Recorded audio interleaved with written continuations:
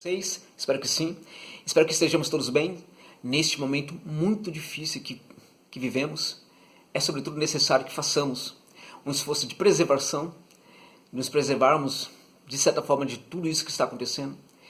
E em tal contexto, o mais interessante é que aquelas coisas que nos fazem bem, que aliviam o nosso sofrimento, que essas coisas sejam boas, como por exemplo o futebol. Contudo, o futebol tem sido até um motivo de maior sofrimento ainda para os torcedores do Cruzeiro. Lamento muito por isso, manifesto minha solidariedade a quem menos tem culpa, aliás, quase não tem culpa sobre o que aconteceu, sobre a tragédia que o clube viveu ao cair para a segunda divisão, né? Rebaixamento que foi apenas efeito de algo muito maior, que foi a gestão criminosa de pessoas irresponsáveis, né? Que merecem inclusive punição pelo que fizeram. E pessoas que, ao deixarem o Cruzeiro, parece que deixaram tentáculos, né, no clube. Tentáculos que atingem aí, que estão, de certa forma, atuando na própria gestão atual.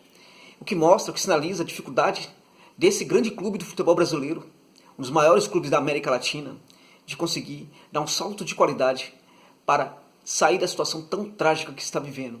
A situação hoje é de um precipício dentro do precipício, convidando para pular.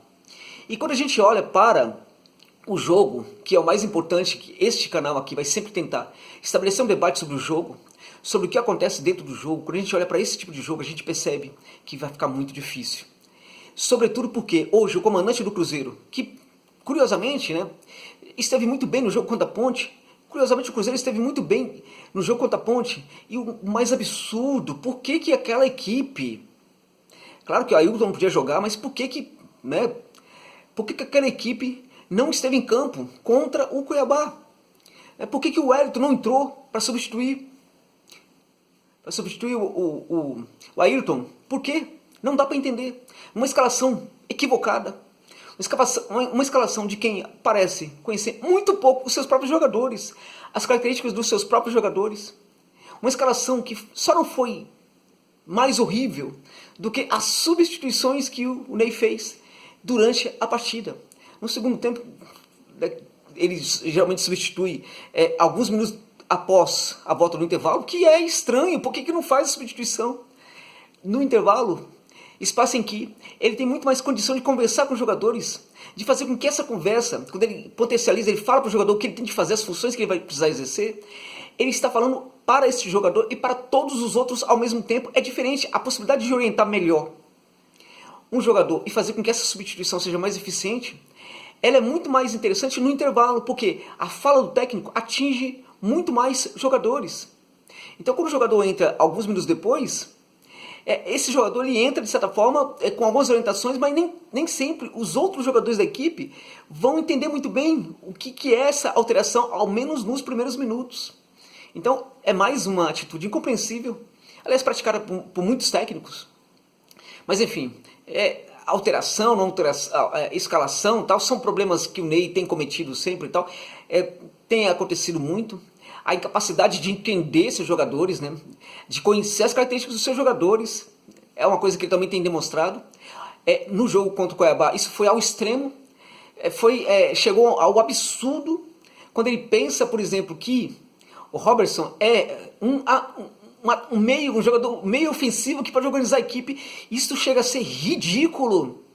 É ridículo. Chega a ser realmente lamentável que um técnico que está diante dos jogadores nos treinamentos, no dia a dia, cometa tamanha barbaridade.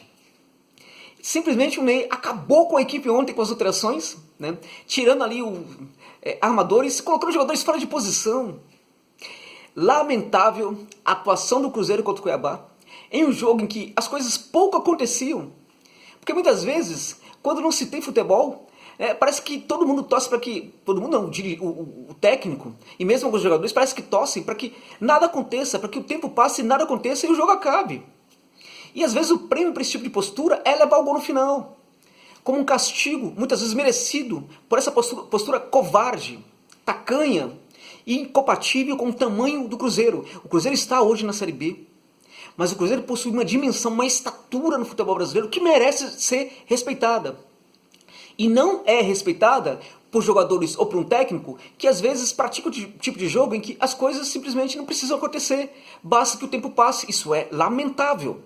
Lamentável.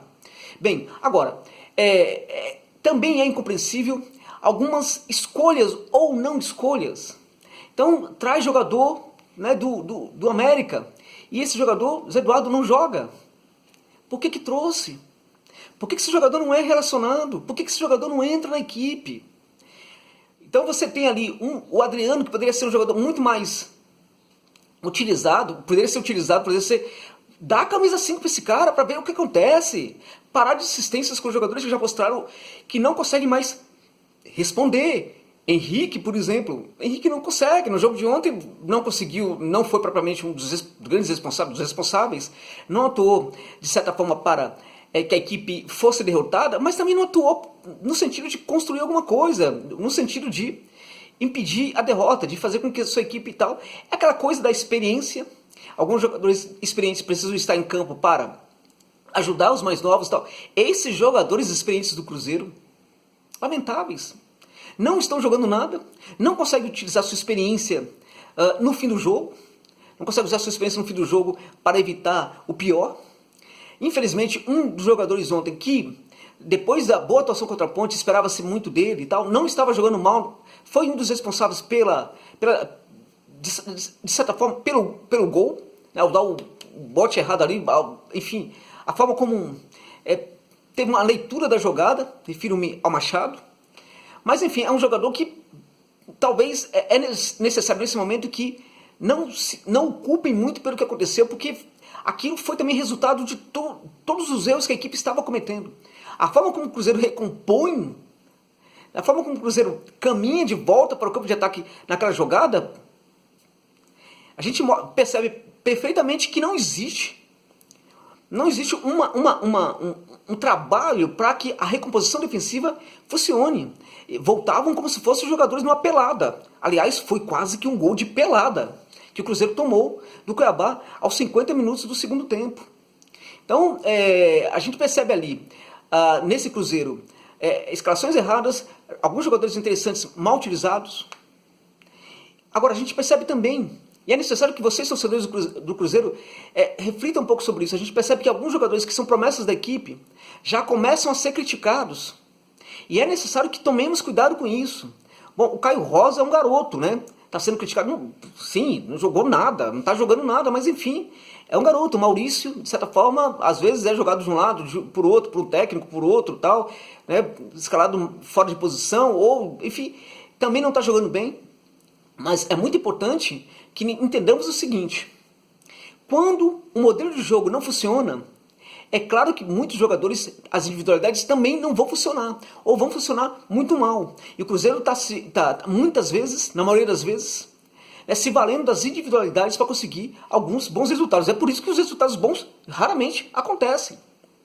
Bem, agora, e o Ney Franco, quando ele chegou para o Cruzeiro, quando ele foi contratado, era como se somente a direção do clube acreditasse que ele seria um bom técnico. O Cruzeiro apresenta hoje a necessidade de ter um aproveitamento em torno de 60%, ou ao menos era isso no começo, para ser promovido de volta à elite do futebol nacional. O Ney Franco jamais apresentou esses números na carreira. Bom, o Cruzeiro, claro, o Cruzeiro está na segunda divisão, então vai pegar adversários teoricamente mais fracos, tal, então é muito provável que mesmo com ele a gente consiga esses 60%. Ora, é necessário entendermos o seguinte: hoje, quando o clube grande cai para a segunda divisão, ele, em muitos aspectos, de fato passa a ser um clube de segunda divisão, porque as entradas são menores, né? O dinheiro da TV passa a ser muito menor, então o clube perde muito. Então leva a camisa para a segunda divisão, leva as suas tradições para a segunda divisão. Ora, se não tiver um mínimo de organização para conseguir, né, costurar tudo isso, a grandeza desse clube, a grandeza do clube que cai para a segunda divisão, acaba até atrapalhando. Um gigante, quando ele adoece, ele demora muito mais para se curar. Um gigante caído, ele demora muito para se levantar. E é em razão disso que muitas vezes a gente percebe, né, quando o clube entra numa crise, parece muito mais difícil para um clube grande conseguir se recuperar do que um clube pequeno, porque um gigante, quando ele cai, para se levantar é muito mais difícil. Agora, Ney Franco. O que fazer com o Ney Franco, que é um técnico que em muitos aspectos está sendo pior do que o Anderson. O que fazer nesse caso? Mandar embora? Ora, é complicado agora. Quando se for mandar embora, é necessário pensar no seguinte: o que não se pensou e não se considerou para trazer o Ney Franco. Quando for buscar um treinador, tem que olhar para o jogo que esse treinador está praticando. Como são as transições ofensivas, como são as transições defensivas, como é o trato com a bola, a posse de bola, como é o aproveitamento de passe, como é o número de finalizações. A equipe desse técnico está criando muitas finalizações, está criando poucas finalizações. A equipe desse técnico, ao criar finalizações, quantas finalizações são guardadas no arco? São mandadas para o gol, são feitos. Quantos gols são feitos? Quantos gols a equipe desse técnico está levando? É necessário olhar para esse tipo de coisa, para os números, né, que compõem o jogo desse técnico. É necessário olhar para o jogo que o técnico está praticando para contratá-lo. E isso não é só dirigentes do Cruzeiro. Quase nenhum no Brasil faz. É necessário olhar para os números que esse técnico está praticando, não para o nome dele. Não para o nome dele. Um exemplo para vocês. Hoje nós temos no futebol brasileiro dois casos interessantes. O Palmeiras, que é um dos ponteiros do campeonato, e o Atlético Goianiense do Mancini, que vem jogando uma bola muito redonda, apesar de não ser um dos primeiros do campeonato. Imaginarmos aqui que de repente o Luxemburgo sai do comando do Palmeiras de uma hora para outra, e aí de repente se desentende lá com o dirigente, e o Mancini também sai do Atlético Goianiense. Aí o Ney sai do Cruzeiro. Aí a gente vamos imaginar, continuar com a nossa imaginação, né, que de Luxemburgo e o Mancini cobrariam a mesma coisa para treinar o Cruzeiro. Quem vocês acham que a direção do Cruzeiro buscaria? O Mancini ou o Luxemburgo? Quem muitos de vocês, torcedores, inclusive, escolheriam? Mancini ou Luxemburgo? Para responder essa questão, a gente precisa olhar para o jogo. Qual é o tipo de jogo que o Palmeiras está praticando? Se a gente olhar para o jogo que o Palmeiras está praticando, a gente vai perceber que esse Luxemburgo, se chegasse no Cruzeiro, também não faria nada. Se a gente olhar para o jogo que o Atlético Goianiense está praticando, né, a gente vai perceber que esse técnico Mancini poderia sim chegar no Cruzeiro e apresentar algo de diferente. Muitas finalizações, esse dragão de Goiás está criando dentro do jogo, muitas situações de gol, um protagonismo, uma personalidade, uma capacidade de não reconhecer campo, não reconhecer o adversário e botar seu jogo para funcionar. Se a gente olha para o jogo, a gente percebe que hoje o Mancini seria um técnico mais interessante e não o Luxemburgo. Então, quando se foi buscar o Ney Franco, era necessário olhar para o jogo do Ney e perceber como era trágico, como era lamentável o jogo que ele praticava. Entende? Então é necessário que os dirigentes comecem a pensar o seguinte, comecem a entender um pouco mais, comecem a buscar um pouco mais o que é o jogo, o trabalho do técnico, o que esse trabalho está fazendo, como é que esse trabalho se repercute na equipe, e como é que a equipe desse técnico atua dentro de campo. Ora, existe gente nas comissões, gente no clube para levar esses números, inclusive para os dirigentes. É necessário que os dirigentes consultem as suas equipes para ter esses números, se aqueles mesmos não podem olhar, analisar, que busquem esses números com pessoas no clube. Mas não dá mais para trazer técnico apenas porque tem nome. O Ney Franco é um nome que pode ser interessante para esse Cruzeiro na segunda divisão. Então, pensou Cruzeiro na segunda divisão, pensou Ney Franco, tal, então é compatível um com o outro. Primeiro que Cruzeiro na segunda divisão, hoje é um time de segunda divisão que pode cair para a terceira divisão se não tomar cuidado. Mas o Cruzeiro é um clube grande que não poderia pensar em Ney Franco como um técnico capaz de ser compatível com o clube. Agora, dentro da segunda divisão, o Cruzeiro precisa jogar mais bola, porque senão corre o risco de continuar na segunda divisão ou até mesmo cair para a terceira divisão. Ora, muitos podem achar exagerado esse tipo de prognóstico. Agora, quantos achavam que o prognóstico de cair para a segunda divisão seria possível anteriormente? Então veja, se a gente olhar para o jogo que o Cruzeiro pratica hoje, é possível sim, até mesmo que o Cruzeiro continue flertando com a zona, com o Z4 e até possa mesmo ser rebaixado.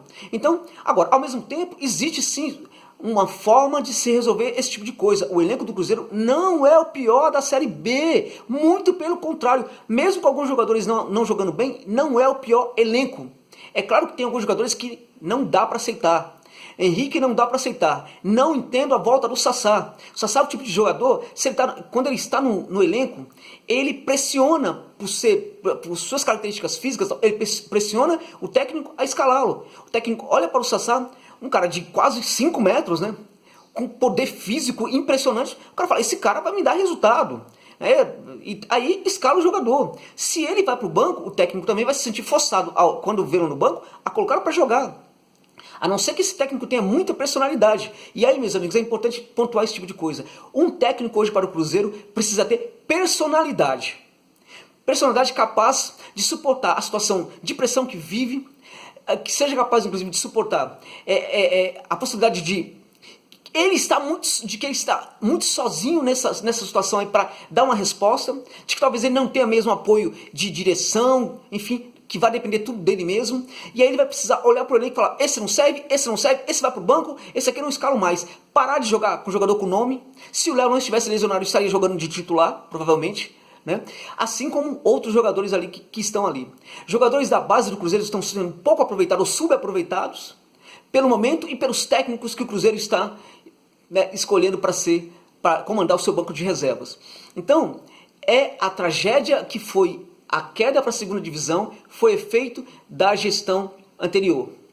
Essa tragédia, ela pode piorar ainda mais se o clube continuar na segunda divisão, ou pode ficar ainda muito mais complexo a situação caso o clube eventualmente seja rebaixado. Então é necessário que as coisas comecem a mudar, e existe possibilidade sim, porque eu volto a dizer, o elenco oferece soluções que um bom técnico poderia se aproveitar delas para tirar o Cruzeiro dessa situação. Qual técnico? Bom, aí, meus amigos, primeiro que o Ney já é o técnico, precisa ver se ele vai continuar. Não dá para ficar indicando técnico aqui, né, porque afinal de contas o Cruzeiro tem um. Agora, se for para indicar técnico, é necessário pensar muito bem, sair um pouquinho, sabe, sair do básico, né, pensar um pouquinho mais, fora da caixa, né, fora da caixinha, né, e encontrar um técnico interessante. Porque existem técnicos na América do Sul que são capazes de viver situações de clubistas difíceis e apontar soluções, encontrar soluções. Existem